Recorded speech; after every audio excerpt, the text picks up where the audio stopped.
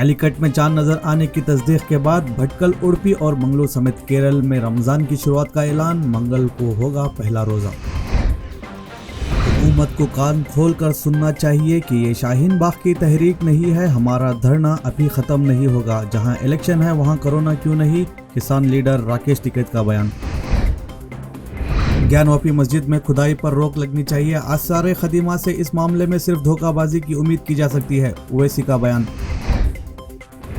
Lockdown के लिए मोदी मगरबी बंगाल के इंतखाबात खत्म होने के लिए इंतजार कर रहे हैं। महाराष्ट्र में सूरत हाल बहुत खराब है। कोरोना की जंग हिंदुस्तान पाकिस्तान की जंग नहीं है, इस पर सियासत नहीं करना चाहिए। संजय राउत का बयान।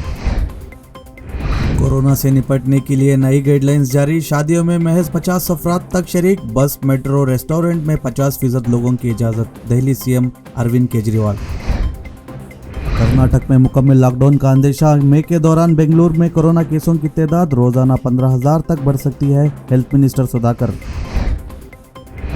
रमजान से कबल होगा यूपी के सीएम योगी आदित्यनाथ का बयान। मस्जिद मंदिर में 5 से ज्यादा अफराद के दाखिले पर पाबंदी। हिंदुस्तान में कोरोना की सूरत हाल इंतहाई धमाका खेज। अंदरून 24 घंटे 1,50,000 से ज्यादा नए मरीज। 840 अमवात का नया रिकॉर्ड।